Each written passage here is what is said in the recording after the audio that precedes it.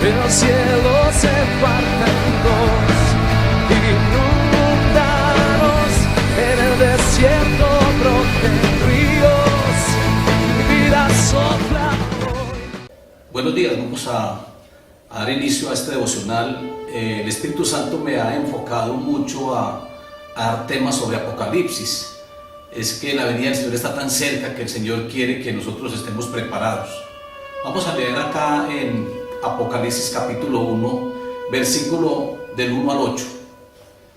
La revelación de Jesucristo que Dios le dio para manifestar a sus siervos las cosas que deben de suceder pronto, y la declaró enviándoles por medio de su ángel a su siervo Juan, que ha dado testimonio de la palabra de Dios y el testimonio de Jesucristo y de todas las cosas que ha visto. Bienaventurado el que lee y los que oyen las palabras de esta profecía y guardan las cosas en ellas escritas, porque el tiempo está cerca. Versículo 4. Juan a las 7 iglesias que están en Asia: gracia y paz a vosotros del que es, el que era y el que ha de venir, y de los 7 espíritus que están delante de su trono, y de Jesucristo el testigo fiel, el primogénito de los muertos, y el soberano de los reyes de la tierra, al que nos amó y nos lavó de nuestros pecados con su sangre, y nos hizo reyes y sacerdotes para Dios su Padre. A él sea gloria e imperio por los siglos de los siglos. Amén. He aquí que viene con las nubes, y todo ojo le verá, y los que le traspasaron y todos los linajes de la tierra harán lamentación por él. Sí, amén. Versículo 8. Yo soy el alfa y la omega, principio y fin, dice el Señor, el que es y que era y el que ha de venir, el Todopoderoso. Aquí vemos que Apocalipsis empieza con una revelación de Jesucristo. Y es que nosotros, para poder entender Apocalipsis, tenemos que estar enfocados en Jesucristo. Jesucristo es el que nos hace entender Apocalipsis. De hecho, Jesucristo fue el que dictó esta carta. Se la dictó a Juan para que Juan la mandara a las iglesias. O sea que los destinatarios es la iglesia de Cristo. Apocalipsis fue escrito con ese propósito. Fue escrito con un propósito, como lo dice acá, para que los siervos conozcan todas las cosas que deben de suceder pronto. Es uno de los propósitos y finalidades, porque Dios siempre está revelando a sus siervos las cosas que han de suceder. Así lo hizo con Abraham también. En el momento de destruir a Sodoma y Gomorra, él le manifestó a Abraham lo que iba a hacer. Abraham intercedió mucho y Abraham empezó a decir: Señor, si hay 50 justos, destruiría a este pueblo. Y llega hasta el número 5 y ni siquiera habían 5 justos. De pronto Lot, por la misericordia de Dios y su familia, ellos fueron salvos de esa destrucción, porque Dios consumió todo con el fuego. Todo llovió, cayó fuego del cielo y acabó con esas ciudades, que eran ciudades muy llenas de pecado. Eran ciudades donde había mucha inclinación a la homosexualidad. De hecho, la Biblia misma habla de aquellos homosexuales como los sodomitas, porque viene de Sodoma. Había tanta homosexualidad y es una de las señales del fin. Él en Mateo 24 nos habla de que la venida del Hijo del Hombre será como los tiempos de Sodoma y Gomorra, donde hay tanta homosexualidad. Y es que uno puede ver que en muchos países ya han aprobado el matrimonio entre personas del mismo sexo. Ojalá que acá en Colombia siempre estemos los cristianos al frente de todo esto, para no permitir en ningún momento que esto lo apruebe. De hecho, han querido implantarlo ya, pero siempre ha habido mucha oposición por la iglesia y por las personas temerosas. Pero es una de las señales, y el Señor siempre está revelando a sus siervos las cosas que han de suceder. Por eso tenemos que estar muy conectados con el Señor, para que el Señor nos muestre realmente. Hay una iglesia a la que el Señor le dice que no le mostraría lo que iría a acontecer, porque era una iglesia que estaba en pecado, y hay 5 de las iglesias que tienen debilidades, y el Señor les hace sus reproches. A una de esas iglesias, creo que es a la de Sardis, que el Señor le dice que no le revelaría porque era una iglesia muy desobediente, tal vez tenían algunas fallas, tenían algunas debilidades, y el Señor le decía que Él vendría como ladrón en la noche y a muchos de ellos no les mostraría, no les manifestaría su llegada. Dios es tan bueno, Dios es tan misericordioso, Dios es tan maravilloso, que Él a sus siervos y a la iglesia Él le manifiesta lo que va a acontecer. Nosotros sabemos que ya la venida del Señor está muy cerca, porque como les digo, las señales ya se están cumpliendo, ya se han cumplido, yo digo que un 90 o 95% de las señales que están en Mateo capítulo 24 se están cumpliendo. Ahora hay una gran persecución sobre el cristianismo en algunos países, en el Medio Oriente. Ahora Rusia dice que ya no se puede predicar el evangelio y prohíbe el que se predique el evangelio, y manda a las cárceles y hasta, yo no sé, hasta les quitará las vidas a muchos. Ya hay muchos países, sobre todo estos países revolucionarios, ya no quieren que se predique el evangelio, porque ellos creen que con el evangelio se va a cambiar la ideología a muchas personas, y que uno está de pronto explotando al pueblo con la doctrina, pero eso no es así. Eso es el mismo diablo haciendo creer eso, y también pienso que los grupos guerrilleros también van adoptando esos pensamientos y esas creencias, y ya hay persecución en algunos sectores de Colombia, por ejemplo en Villavicencio, por allá en algunos sectores, en Ituango creo que también, donde ya han hecho cerrar algunas iglesias, y ya hay persecución sobre los pastores. Esos señales del fin. Jesucristo dice que habrá una persecución cual nunca la ha habido, y que después vendrá el fin. Es decir, eso es una de las últimas señales que ya se están viendo. ¿Cuál es el propósito? ¿Cuál es el objetivo de hablar sobre Apocalipsis en estos devocionales? Como les digo, es muy importante. Algunos pensarán, pero ¿esto qué tiene que ver con un devocional? Es que es muy importante porque en la palabra de Dios, y sobre todo Apocalipsis, el Señor quiere que nosotros lo leamos, porque hay unas bienaventuranzas. Hay 3 bienaventuranzas, 3 bendiciones para aquellos que leen la palabra de Dios. Está aquí, dice, bienaventurados los que leen, los que escuchan y los que guardan las cosas escritas en este libro. 3 bienaventuranzas hay para aquellos que leen. Primero hay que leerlo, y es importante leer Apocalipsis y oírlo para disponernos. Lo segundo es que es bienaventurado los que escuchan, es decir, hay que escucharla para creerla. Y lo tercero es que es bienaventurado todos aquellos que guardan las cosas escritas, es decir, que hay que obedecerla. Primero, disponernos en el momento de leerla. Segundo, escucharla. El que tenga oídos para oír, que oiga, dice Jesucristo. Hay que escucharla y hay que creerla. Y lo tercero es que es bienaventurado aquellos que guardan, es decir, aquellos que la obedezcan, aquellos que la tengan en el corazón. Entonces hay que guardar también la palabra de Dios. Hay que leerla, creerla y obedecerla. Cuando se oigan y se cree y se obedece, entonces estamos siendo triplemente bendecidos. Estamos siendo bienaventurados. El libro se escribió con un trasfondo histórico donde los creyentes estaban pasando por una persecución muy grave. Ahora estuvimos hablando acerca de que es una de las señales también. En el momento de Juan escribir Apocalipsis, que lo hizo desde la isla de Patmos, ellos estaban pasando por una persecución muy grande, y Juan, el anciano Juan, tuvo la visión allí en la isla de Patmos. Ahora va a venir otra gran persecución, como les digo, y eso también el Señor dice que eso tiene que cumplirse, y eso ya se está viendo. Entonces el trasfondo histórico con la que fue escrito Apocalipsis es donde los creyentes estaban pasando por esa gran persecución, una persecución muy grave, debido al testimonio que daban de Cristo y debido a la palabra. Y el Señor también en Mateo capítulo 5 dice que bienaventurado aquellos que por mi causa sean perseguidos, que por mi causa sean vituperados, son bienaventurados. Hay algunos que dicen que qué bueno cuando el Señor venga, o qué bueno que cuando mueran lo hagan predicando el evangelio, llevando las buenas nuevas. Lo importante de todo esto, yo pienso que es uno no tener temores. Recuerden que Pedro tuvo temor y negó a Jesucristo, pero después él, cuando el Espíritu Santo lo llenó con su presencia en Pentecostés, él ya predicaba el Evangelio sin ningún temor.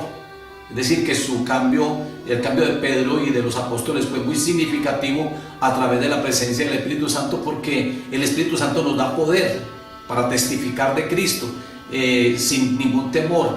Aquí uno lo ve también, que Cristo decía que no se movieran de Jerusalén hasta que fueran investidos del poder del Espíritu Santo, y me seréis testigos. Es decir, necesitamos el poder del Espíritu Santo para ser testigos de Cristo. Es decir, me seréis testigos en Jerusalén, en Judea, en Samaria, hasta el último de la tierra. Necesitamos la presencia del Espíritu Santo, porque el Espíritu Santo no es espíritu de cobardía. El Espíritu Santo es espíritu de poder, de amor y de dominio propio. Nada de cobardía, nada de temores. El Espíritu Santo es el que nos fortalece. Es un libro de juicios. Muestra el derrocamiento final del mal y el establecimiento del reino de Dios acá en la tierra. Por eso a muchas personas no les gusta leer Apocalipsis, porque allí hay mucho juicio. Este derrocamiento del mal y entronización de Dios será llevado a cabo por medio de Jesucristo. Jesucristo es el que viene y dice que en su muslo trae un título que dice Rey de Reyes y Señor de Señores.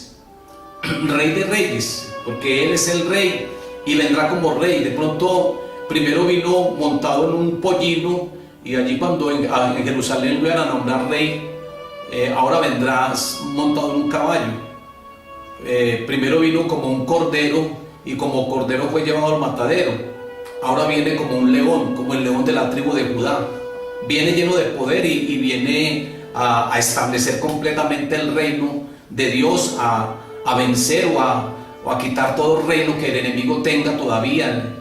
Sabemos que Jesucristo con la resurrección venció, por ejemplo, al que tenía el imperio de la muerte, y le quitó las llaves del Hades y de la muerte. Dice la palabra misma acá en Apocalipsis. Entonces, pero ahora cuando venga en la segunda venida, Él vendrá definitivamente a cancelar toda muerte. Ya la muerte no va a existir, porque Él va a cancelar toda muerte. Entonces Él dice que Él vendrá para quitarle definitivamente a aquel que tenía el que tiene el imperio de la muerte todavía. La muerte todavía existe. Entonces vendrá para derrocar el mal y entronizar el reino de Dios plenamente. Es decir, que dice la palabra que Jesucristo, después de vencer a todos sus enemigos, todo se le sujetará a sus pies, y Él se sujetará al Padre, para que el Padre sea uno en todos. Es decir, viene a establecer plenamente el reino de Dios acá a la tierra. El Cordero de Dios, que vendrá como león de la tribu de Judá, revela además la consumación de la historia del mundo.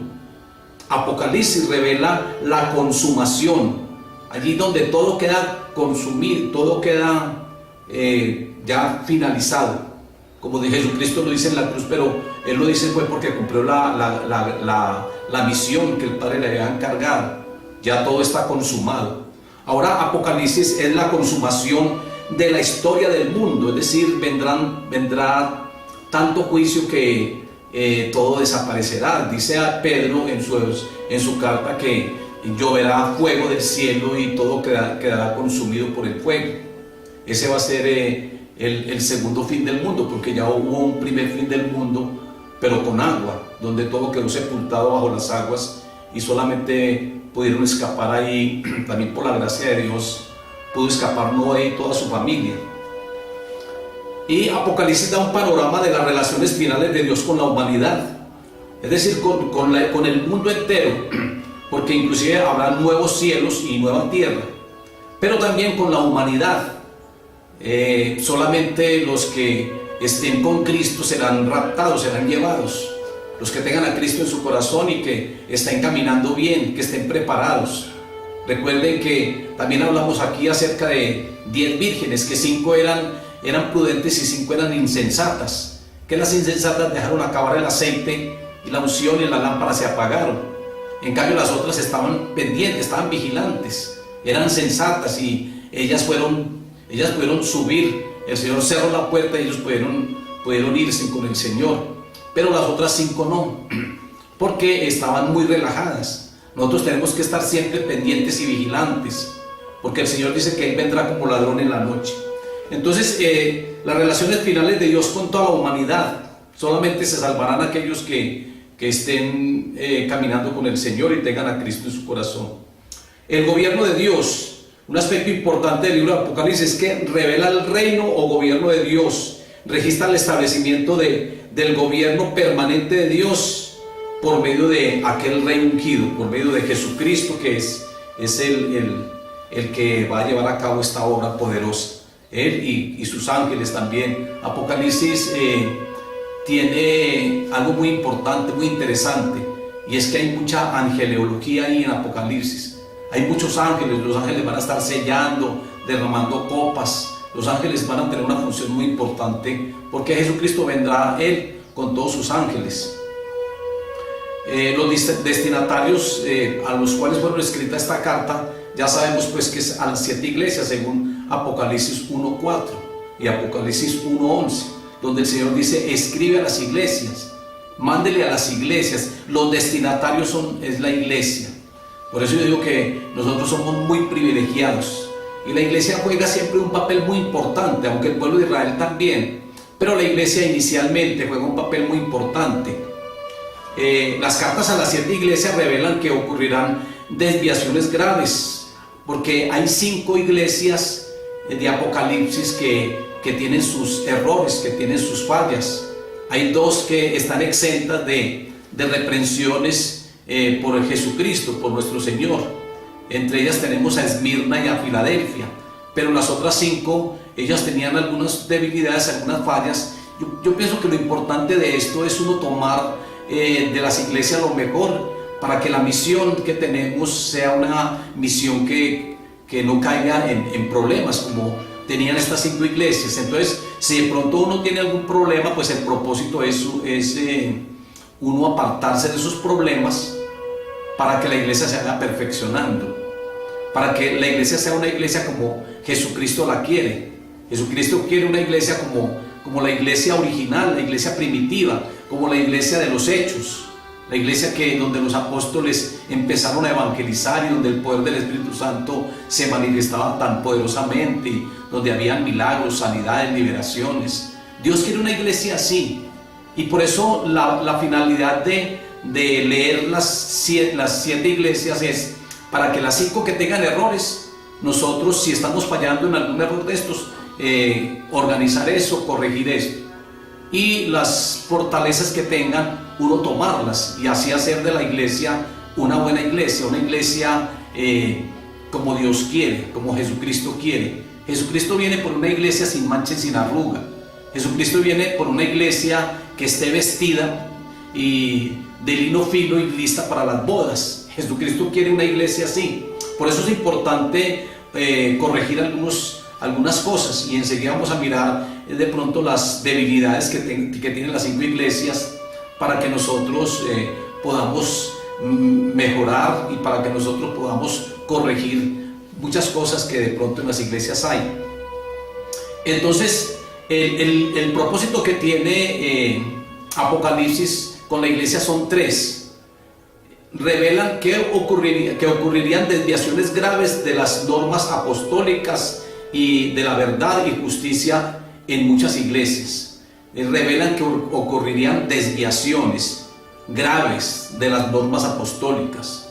Juan escribe de parte de Cristo para reprender su acomodo y pecado. Él escribe a través de Juan.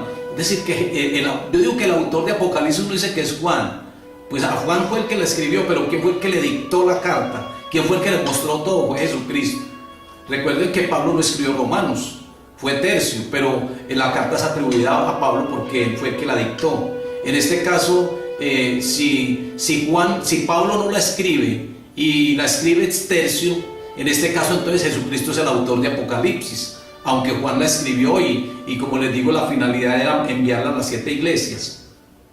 Con ese propósito de reprender el acomodo y el pecado de 5 iglesias, y que nosotros no caigamos en estos errores, y llamarlas a un arrepentimiento, porque en aquellas iglesias el Señor siempre termina diciendo, mire de dónde has caído, arrepiéntate y haz las primeras obras. Y el Señor siempre lleva a las iglesias a un arrepentimiento, porque sabemos que el arrepentimiento es la solución a todo pecado y a todo problema. Siempre que hay un arrepentimiento hay un perdón de pecado. Y Dios es tan misericordioso que Él no retarda su promesa como algunos la tienen por tardanza, sino que Dios quiere que todos procedan a un arrepentimiento y entonces vendrá el fin. Dios quiere que la gente proceda a un arrepentimiento. Dios es misericordioso y Él es bueno. Otro de los propósitos es, en vista de la persecución a la iglesia que resultó del endiosamiento de Domiciano. Domiciano era uno de los emperadores de Roma y él estaba endiosado. César también, lo tenían como reyes. Y como reyes más que reyes, porque reyes eran, pero los tenían como una divinidad y se postraban ante ellos como que ellos fueran dioses. Esos emperadores romanos, ellos ocuparon unos lugares muy importantes y esto fue tremendo. Ese imperio romano, eso alcanzó muchos territorios, eso fue poderoso ese imperio. Daniel nos muestra ese imperio, nos muestra a Babilonia, a Persia, nos muestra a Roma, y esto también está en Apocalipsis. Entonces, en vista de la persecución que resultó por ese endiosamiento de Domiciano, Apocalipsis se dio a las iglesias para fortalecer su fe, para que tuviéramos fe y en el momento de que lleguen situaciones como esas, como las que pasó Pedro dice que él fue crucificado con la cabeza para abajo y Pablo fue decapitado y todos estos siervos murieron de una manera digna por el Señor. Y esto de pronto el Señor muestra, porque también habla en las iglesias, habla de las persecuciones, nos muestra esto para que la iglesia crezca en fe. Es uno de los propósitos, para que tomen resoluciones o tomen determinaciones firmes y para que sean iglesias fieles, que de pronto no vayan a desmayar en un momento determinado, a negar del Señor o a apostatar, porque dice que para el final de los tiempos habrá una gran apostasía. Lo importante es que nosotros no apostatemos, que nosotros permanezcamos firmes en la fe y que avancemos. Nosotros tenemos que avanzar. Jesucristo dice en Juan capítulo 15 que hay que permanecer en Él, que el que no permanece en Él no puede llevar fruto, que el que no permanece en Él será echado fuera como el pámpano, que el que no permanece en Él será tirado en el fuego y arderá. Eso es lo que el Señor dice, por eso hay que permanecer, y esa es una de las finales de las objetivos o una de las finalidades, es que la iglesia sea una iglesia fiel y que en ningún momento vaya a desmayar o a negar a Cristo. También para inspirar a los vencedores a ser fieles hasta la muerte. ¿Sí? En momentos determinados, Pablo decía que para él acá en la tierra el vivir es Cristo, pero el morir era ganancia, y Pablo sabía en qué momento iba a morir. Él inclusive dio un mensaje a una iglesia y el mensaje hizo llorar a las personas, porque él se estaba despidiendo, porque él ya veía el final de su vida. Pero él estaba gozoso, porque él estaba agradando a Dios a través del mensaje, de la palabra que él llevaba. Pablo también fundó muchas iglesias, yo digo que más de 7, aunque en el libro, en la Biblia, en el Nuevo Testamento tenemos 7 iglesias que fueron fundadas por Pablo. Tenemos la iglesia de Roma, que es la primera iglesia después del libro de los Hechos. Está a los romanos en Roma, cuando él estuvo allá, que fue llevado ante el César, él fundó una iglesia ahí. La iglesia de Roma, la iglesia de Éfeso, la iglesia de Corintios, la iglesia de Galacia, la iglesia de Tesalónica, la iglesia de Colosas, la iglesia de Filadelfia, de Filipenses, de Filipos. Fueron 7 ahí las iglesias que vemos, pero yo creo que él también fundó otras más, que de pronto no están ahí, pero por ejemplo la de Macedonia, yo creo que también fue una de las iglesias de Pablo, que de pronto no hay epístolas paulinas de esta iglesia, pero sí uno cree que sí la fundó, porque Pablo fue la persona que más misiones hizo. Él hizo 3 viajes misioneros y él duraba mucho tiempo en estos viajes y y él instituía iglesias y dejaba pastores allí, formaba pastores, formó a Timoteo, formó a Tito, formó a Filemón y los colocaba en las iglesias que él iba fundando. Por eso Pablo cumplió una labor muy importante. Ahora, la tercera finalidad o el tercer objetivo, pues, con el cual fue escrito Apocalipsis a las iglesias, porque ese fue el propósito. Finalmente se escribe para dar a los creyentes de todas las generaciones las perspectivas de Dios, de su fiero conflicto con las fuerzas combinadas de Satanás, al revelar la culminación de la historia. Revela en particular los acontecimientos de los últimos 7 años que preceden a la segunda venida de Cristo. Mire, aquí está hablando algo muy importante, nos está diciendo de los acontecimientos de los últimos 7 años. Recuerde que Daniel también tiene ese enfoque y Daniel habla de 3 años y medio y después de otros 3 años y medio. Hay que mirar muy bien porque Apocalipsis tiene un número que es el número perfecto, un número donde lo que más recalcan ahí es el número 7. Enseguida vamos a mirar cantidad de 7 que están en Apocalipsis. Recuerden que el 7 es el número perfecto. Aquí dice que los acontecimientos de los últimos 7 años que preceden a la segunda venida de Cristo, que Dios prevalecerá y librará a sus santos derramando su ira sobre el reino de Satanás. A esto seguirá la segunda venida de Cristo. La iglesia es un pueblo celestial. De hecho, la iglesia es considerada también como la Nueva Jerusalén, la Jerusalén celestial. Y el Señor descenderá con Jerusalén, la Jerusalén celestial. La iglesia es un pueblo celestial bendecido con bendiciones espirituales y llamada a compartir la gloria de Cristo como su esposa. Estamos llamados a compartir la gloria de Cristo. Nosotros vendremos llenos de la gloria de Cristo. Es más, nosotros estaremos en las bodas con el Cordero y allí va a ser algo muy especial, toda la iglesia como la esposa del Cordero. Algo muy especial. Yo pienso que esta de las bodas del Cordero de pronto lo traslada un poco al Evangelio de Juan capítulo 2, donde habla acerca de unas bodas de Caná de Galilea. Hay que leer todo esto muy bien porque es algo glorioso, donde Jesucristo, el propósito de ese primer milagro en Caná de Galilea era manifestar su gloria. Y nosotros descenderemos llenos de la gloria y reinaremos con Cristo acá en la tierra. Es algo muy especial. Los 3 primeros capítulos habla acerca de la iglesia y es mencionada posteriormente en la cena de las bodas con el Cordero, Apocalipsis capítulo 19 versículos 6 al 7. El título que reciben todos los miembros de la iglesia es el título de santos. Apocalipsis 7:9. Una gran multitud de todas las naciones, tribus y pueblos vestidos de ropas blancas. Si están vestidos de ropas blancas, eso es santidad. Apocalipsis 5:8, Apocalipsis 6:10 y Apocalipsis 8 versículo 3. Está hablando acerca de las oraciones de los santos, refiriéndose al pueblo de Dios, a la iglesia. Apocalipsis capítulo 13 versículo 7. Se le permitió hacer guerra contra los santos y los venció, pero después el Señor es el que vence. Es decir, que se les permite, así como el Señor le permitió a Satanás tocar los bienes de Job, el Señor a veces permite, pero yo pienso que esos son propósitos muy especiales de Dios. Así como Él permitió que Satanás tocara los bienes de Job, aunque después el Señor se los restituyó y el doble, porque Él recobró la salud, tuvo una mejor familia y todos los bienes que había perdido, todo eso tuvo el doble de lo que había perdido.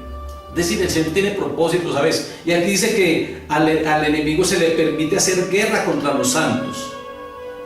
Apocalipsis 14:12. Aquí está la paciencia de los santos. Mire que resalta mucho esta palabra para la iglesia, los santos, porque nosotros ya fuimos santificados con la sangre preciosa de Jesús. Y dice la palabra que todo aquel que vive consagrado para el Señor es santo. Nosotros debemos de vivir en santidad. De hecho, Pablo, cuando escribe a las iglesias, ustedes pueden notar allí que en la introducción, en la salutación que él hace, dice a los santos de la iglesia de Corintio, a los santos de la iglesia de Galacia. Es decir, que él se hace referencia a la iglesia y a los santos, aunque hay algunas personas que de pronto no vivan en santidad, pero la mayoría de los miembros de la iglesia deben de estar en santidad y son llamados santos. No somos santos porque seamos canonizados, no somos santos porque nos creamos muy espirituales, somos santos porque el Señor nos santificó. El cielo se parte en dos.